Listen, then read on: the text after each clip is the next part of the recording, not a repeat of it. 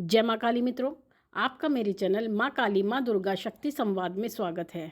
मित्रों, अगर आप मेरे चैनल पर नए हैं तो मेरे चैनल को सब्सक्राइब कीजिए, लाइक कीजिए, शेयर कीजिए। साथ ही नोटिफिकेशन बेल को भी प्रेस कीजिए जिससे मेरी आने वाली वीडियोस का नोटिफिकेशन आपको तुरंत मिल जाए। मित्रों, आज का जो विषय है वो विषय ये है, आप सभी जानते हैं कि चैत्र नवरात्र संपूर्ण होने वाले हैं। तो ऐसी परिस्थिति में जो साधना आप करते हैं, जो भी पूजा करते हैं, तो सभी व्यक्ति ये चाहते हैं कि हम ये पता करें कि क्या हमारी पूजा माँ भगवती ने स्वीकार की है या नहीं की है, या हमें जो पूजा माँ भगवती द्वारा करवाई गई है वो पूर्ण हुई है या नहीं हुई है। तो कुछ ऐसे संकेत माँ भगवती आपको देती है जिसके द्वारा आप जान सकते हैं कि हमारी पूजा स्वीकार हुई है या नहीं हुई है।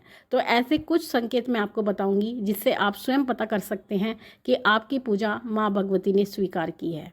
देखिए मित्रों, सबसे पहले तो जो पूजा की जाती है वो पूर्ण निष्ठा भाव के द्वारा की जानी चाहिए। अगर हमारी निष्ठा में कहीं कमी रहती है तो वहीं पर जाकर हम फेल हो जाते हैं और हमारी पूजा माँ भगवती द्वारा स्वीकार नहीं की जाती है।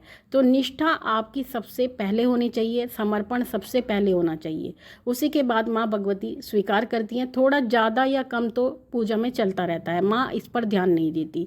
लेकिन अगर माँ कुछ देखती है तो केवल आपके भाव को देखती है। तो उसी भाव के द्वारा अगर आप पूजा करते हैं तो माँ माई उसको स्वीकार करती हैं और आपको संकेत भी देती हैं। देखिए, अगर आपकी पूजा माँ भगवती के द्वारा स्वीकार की जाती है तो नवरात्र में ही माँ आपको संकेत दे देती है, जिसमें वो पहला संकेत ये देती है, अगर आपको स्वप्न में कोई कन्या दिखाई देती है, छोटी कन्या जो लाल वस्त्र पहने होती है या खेल रही होती है, भाग रही होती है, कहीं पर झूला झूल रही है, अगर इस प्रकार की कन्या आपको स्वप्न में दिखाई देती है तो माँ भगवती आपको अपने कंजक रूप के दर्शन देती है। तो आपको मान लेना चाहिए कि माँ भगवती ने आपकी पूजा सेवा आराधना स्वीकार कर ली है।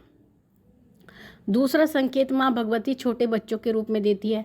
अगर आपको छोटे छोटे बच्चे, लड़के या लड़कियाँ आपको दिखाई देती हैं, लड़के लांगुर का रूप होते हैं और लड़कियाँ वैष्णवी का रूप होती हैं, तो अगर आपको वो दोनों ही खेलते हुए दिखाई देते हैं, कहीं बाग बगीचे में दिखाई देते हैं या कहीं वन में दिखाई देते हैं, तो इसका अर्थ ये होता है कि माँ भगवती ने आपको शुभ संकेत दिया है कि वो आपकी पूजा को स्वीकार कर रही हैं और आपसे पूर्णतया प्रसन्न है। अगला जो संकेत होता है वो होता है स्वप्न में सुहागिन स्त्री को देखना। अगर आप सुहागिन स्त्री देखती हैं जो 16 श्रृंगार से युक्त होती है, जिसने सिंदूर धारण किया है और सुहाग के चिन्ह जिसने धारण किए हैं, अगर आप उसको स्वप्न में देखते हैं तो इसका अर्थ ये होता है कि माँ माई आपसे प्रसन्न है और आपकी पूजा को स्वीकार कर रही हैं।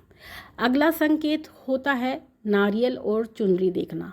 नारियल श्रीफल कहा जाता है, माँ भगवती का प्रिय भोग होता है, माँ भगवती इसको बलि के रूप में भी स्वीकार करती हैं। और चुनरी माँ भगवती से संबंधित होती है, माँ का आशीर्वाद होती है। अगर आप नारियल देखते हैं, चुनरी देखते हैं स्वप्न में, तो ये भी एक शुभ संकेत होता है कि माँ ने आपकी पूजा को स्वीकार कर लिया है।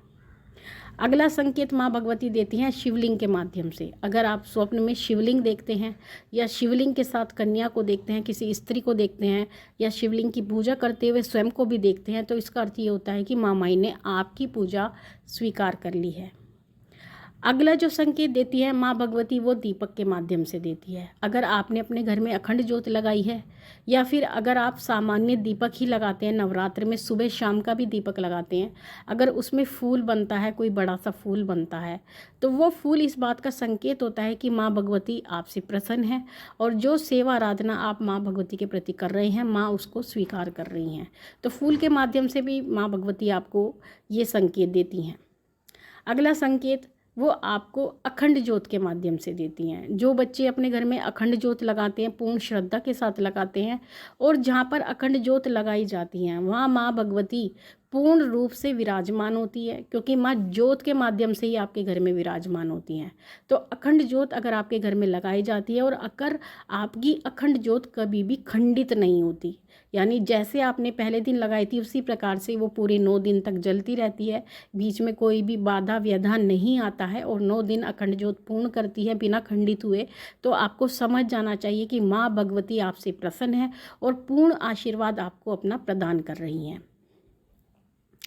अगर आपके घर कन्या पूजन होता है, जो अष्टमी के दिन होता है, नवमी के दिन होता है, और कन्या आपके घर से, जब आप कन्या पूजन करते हैं उसके बाद में कन्याएं आपके घर से हंसती हुई निकलती हैं, खेलती हुई निकलती हैं, तो आपको समझ जाना चाहिए कि माई ने आपकी पूजा स्वीकार कर ली है, क्योंकि कन्या माँ भगवती का स्वरूप होती है और माँ की सेवा में कन्याएं ही रहती हैं। तो कन्या जब प्रसन्न होकर आपके घर से निकलती हैं तो ये भी संकेत है कि माई ने आपकी सेवा स्वीकार कर ली है।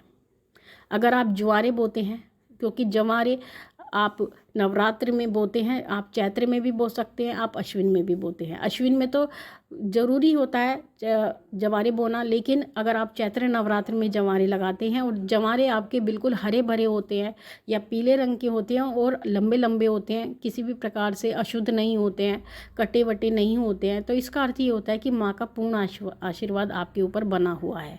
तो जवारे भी आपको संकेत देते हैं कि माई ने आपकी पूजा स्वीकार की है। अगर आपके घर में 9 दिनों तक पूर्ण शांति बनी रहती है, किसी भी प्रकार का कोई कलह आपके घर में नहीं होता है, कलेश आपके घर में नहीं होता है, लड़ाई झगड़ा किसी भी प्रकार का आपके घर में 9 दिनों तक नहीं होता है, तो इसका भी ये अर्थ होता है कि माई ने आपकी सेवा स्वीकार की है और निर्विघ्न आपके नवरात्र माँ भगवती ने पूर्ण कराए हैं। तो एक ये संकेत होता है माँ का। अगला संकेत होता है, अगर आप स्वप्न में किसी सांवली स्त्री को देखते हैं या काले रंग की किसी स्त्री को देखते हैं तो वो माँ काली का स्वरूप होता है, क्योंकि माँ इसी रूप में आपको दर्शन देती है और माँ भगवती अपने बच्चों को अलग अलग रूपों में दर्शन देकर उनको कृतार्थ करती है। तो इसी प्रकार से अगर आप सांवली स्त्री को देखते हैं तो आपको मान लेना चाहिए कि माँ काली ने आपको दर्शन दिए हैं और वो आपकी पूजा सेवा से प्रसन्न है। अगला जो संकेत होता है वो होता है स्वप्न में माँ के भवन देखना। अगर स्वप्न में आप देखते हैं कि माँ भगवती के भवन में आप जा रहे हैं, वहाँ पर पूजा कर रहे हैं, वहाँ पर सेवा आराधना कर रहे हैं, आप कोई भी कार्य कर रहे हो, जोत जगा रहे हो, वहाँ पर सफाई का कार्य कर रहे हैं, अगर इस प्रकार का अगर आप स्वप्न देखते हैं नवरात्र में तो आपको समझ जाना चाहिए कि माँ ने आपकी सेवा स्वीकार कर ली है। अगला जो संकेत आता है वो आता है, अगर नवरात्र में माँ भगवती का प्रसाद आपके घर आता है, वो कोई भी प्रसाद हो सकता है, मिठाई का भी हो सकता है, हलवे का भी हो सकता है, या किसी भी भोज्य पदार्थ का प्रसाद अगर आपके घर में माँ भगवती नवरात्र में भेजती हैं तो ये भी एक शुभ संकेत होता है जो माँ के द्वारा आपको दिया जाता है। तो आपको समझ जाना चाहिए कि माँ ने आपकी सेवा स्वीकार कर ली है।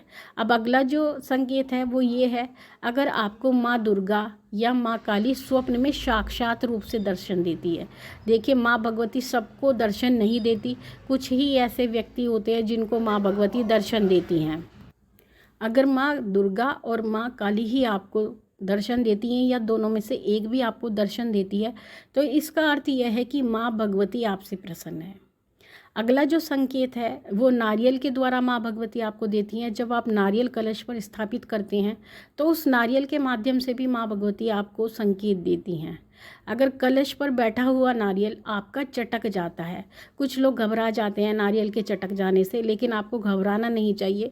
नारियल का चटकना इस बात का संकेत है कि माँ भगवती ने आपकी पूजा को स्वीकार कर लिया है और जो भेंट आपने माँ के लिए रखी थी जो कि नारियल था, वो भेंट भी माँ भगवती ने स्वीकार कर ली है और आपको आशीर्वाद प्रदान किया है। ये एक संकेत हुआ। अगला संकेत, अगर आपका नारियल खराब निकलता है, जैसा आप सभी जानते हैं कि नवरात्र के बाद में नारियल को उठाया जाता है और उसको फोड़ा जाता है और फोड़ने के बाद में अगर आपका नारियल खराब निकलता है तो भी शुभ संकेत माना जाता है कि जो आपके घर की नकारात्मकताएं थी वो माँ भगवती ने उस नारियल के माध्यम से दूर कर दी हैं और वो नारियल इसी कारण से ख़राब निकला है। लेकिन कुछ लोग उसको देखकर घबरा जाते हैं, चिंतित हो जाते हैं, तो चिंतित होने की कोई आवश्यकता नहीं है। माई ने आपके कष्ट दूर किए हैं, संकट आपके दूर किए हैं। और अगला जो संकेत होता है वो होता है स्वप्न में अगर आपको भैरव जी दिखाई देते हैं या हनुमान जी दिखाई देते हैं, क्योंकि वीर हनुमान माँ भगवती के आगे चलते हैं और भैरव जी माँ भगवती के पीछे चलती हैं। तो माँ भगवती इन दोनों के साथ में चलती हैं। जितनी भी शक्तियाँ चलती हैं, देव शक्तियाँ चलती हैं, वो इनके साथ ही चलती हैं। तो अगर इन दोनों में से भी अगर आपकी कोई भी दर्शन आपको इनके होते हैं तो वो माँ भगवती के द्वारा ही कराए जाते हैं। तो इन दोनों के दर्शन करना भी इस बात का संकेत है कि आपके नवरात्र अच्छे गए हैं और माँ की पूर्ण कृपा आपको प्राप्त हुई है। तो मित्रों, ये थी जानकारी आप सभी के लिए। माँ भगवती से यही प्रार्थना करते हैं कि वो आपके भंडारे भरती रहे, आपकी सभी मनोकामनाओं को पूर्ण करती रहे। आपसे फिर मिलते हैं अपनी अगली वीडियो में। तब तक के लिए जय महाकाली, जय महाकाल।